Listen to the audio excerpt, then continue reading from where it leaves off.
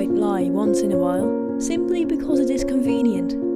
But imagine one of these simple, small lies spinning out of control so thoroughly that you suddenly are in the spotlights of an entire nation, with one of the most famous writers in history swearing that your little lie is the truth.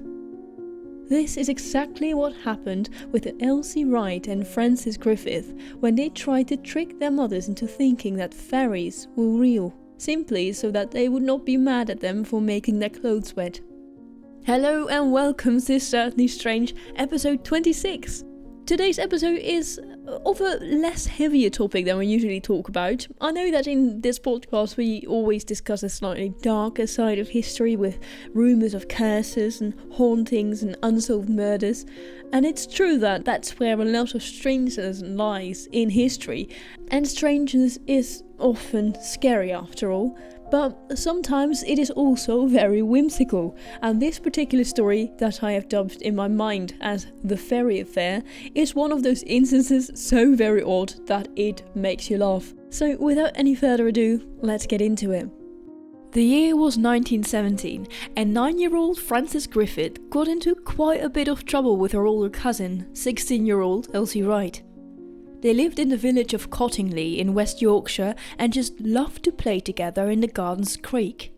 Trouble was then that they constantly got their clothes wet, to the great annoyance of their mothers. As an explanation of their behaviour, the two girls told their mothers that the only reason that they went down to the creek was to see the fairies. Of course, their mothers did not believe it, and so the girls came up with a plan. Elsie traced over some illustrations of dancing girls from Princess Mary's gift book onto cardboard and added some wings to them. They then cut out the drawings and put them on hatpins. They positioned the figurines just so that it appeared as if they were sitting on the branch of a tree or dancing in the grass. And then they made photographs posing with these cardboard fairies. And there it was, proof for their parents that fairies really did exist. Elsie's father, Arthur Wright, was very aware of his daughter's artistic abilities and familiarity with the photographic camera. Like any rational person, he immediately dismissed the figures in the photos as mere cardboard cutouts. His wife Polly was, however, convinced that the photographs were 100% authentic, showing proof that, indeed, fairies really did exist. Just imagine that you've made a plan with your younger cousin to prank your parents and it actually looks pretty well and you're proud of it and your father is like, oh, haha, well done girls, being very creative with this, which is probably the reaction that you're expecting. And then your mother is just completely losing her shit, like, oh my god, you're completely right, fairies are real. And perhaps they were all like, they thought that the mother was joking or just making a really big deal out of it, and they were like, oh yeah, haha, fairies are real, look at that. And they then slowly come to the realization that the mother is like dead serious about this, and they're like, oh, okay, yeah, okay. And Polly really was serious about it. In 1919, she brought the photographs of her daughter and niece to a meeting of the Theosophical Society in Bradford on fairy life. Theosophy basically means that you believe in the supernatural and the mystic, and that you think that this is the only way through which you can see the true nature of God. And so that basically means that they believe in like ghosts and in goblins and in fairies. And at the end of the meeting on fairies, Polly went to the speaker and showed him the two photographs that her daughter and niece had taken. Consequently, the two photographs were put on display at the Society's annual conference, which was held a few months later. And this is where one Edward Gardner comes in. Gardner was a prominent Theosophical Society member, and after viewing the fairy photos, he became convinced that they could play a key role in persuading people to believe in the existence of fairies.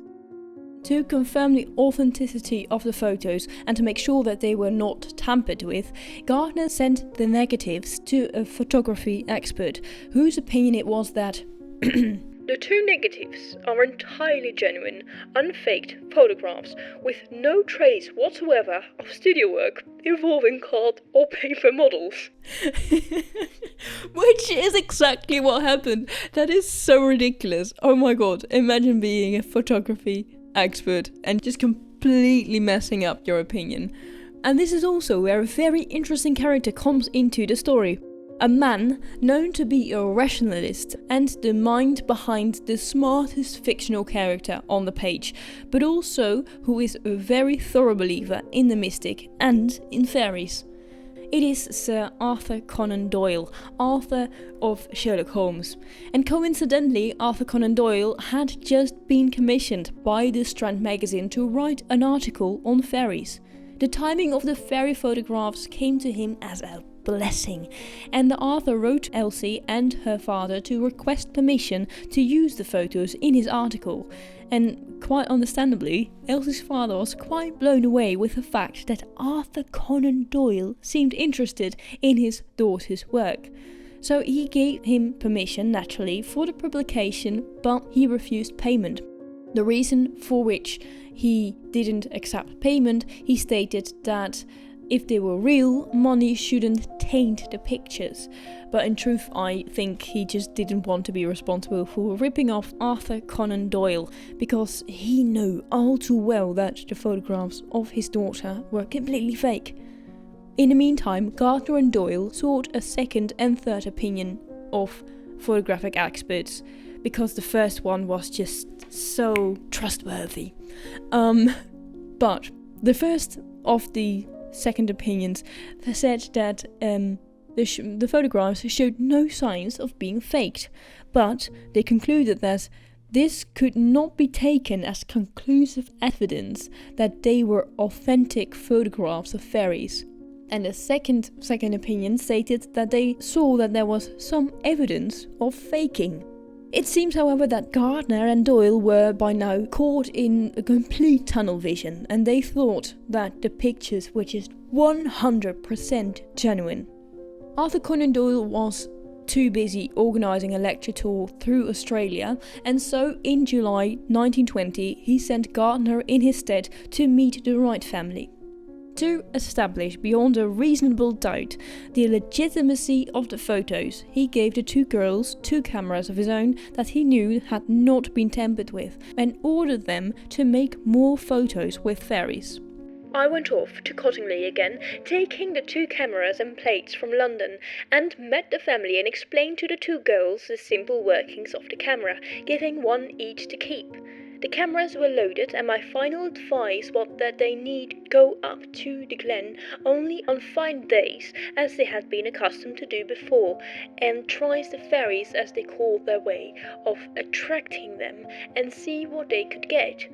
I suggested only the most obvious and easy precautions about lighting and distance, for I knew it was essential they should feel free and unhampered and have no burden of responsibility. If nothing came of it all, I told them they were not to mind a bit. So eventually the plates of negatives of the new fairy photos were sent to London, and when Gardner told Doyle about these new pictures, he responded, "My heart is gladdened when out here in far Australia I had your note and the 3 wonderful pictures which are confirmatory of our published results. When our fairies are admitted, other psychic phenomena will find a more ready acceptance." Doyle's article on fairies in the Strand sold out within days. He ended the article with the words, "The recognition of their existence will jolt the material 20th century mind out of its heavy ruts in the mud and will make it admit that there is a glamour and mystery to life. Having discovered this, the world will not find it so difficult to accept that spiritual message supported by physical facts which have already been put before it."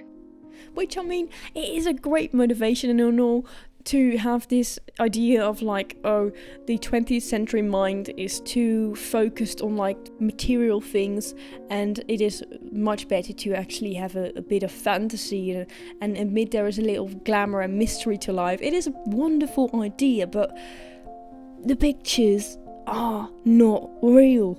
And the public was actually quite mixed on this opinion as well. Some were, like Polly, Gardner and Doyle, convinced without a doubt that the photographs of the fairies were real. Others were, however, to put it lightly, less convinced. Historical novelist and poet Maurice Hewlett published a series of articles in the literary journal John O'London's Weekly, in which he concluded, "And knowing children, and knowing that Sir Arthur Conan Doyle has legs, I decide that the girls have pulled one of them." Before we go on to the last part, where I ruthlessly make fun of Arthur Conan Doyle and discuss the relevance of these pictures, first a word from one of my friends over at the Boopod Network. Hey guys! And welcome to Spilling the Crime, a true crime podcast hosted by me, Umberto Melo. and me, Jonas Grancha. Join us in this big adventure where we will be talking about crimes with a tipsy twist. How this crime happens, I want to know. What the fuck is the unwrapped chocolate? Her name is Sharma Melngelings. Magmar meningitis? What? Where's the dick, Lorena? Where is the dick? Oh! What is this? Are those your enemies? Are they after me too? Do you ever feel like a plastic bag? What the fuck? And then he masturbated on the carpet. Dangerous questions. Why? We did not agree with this.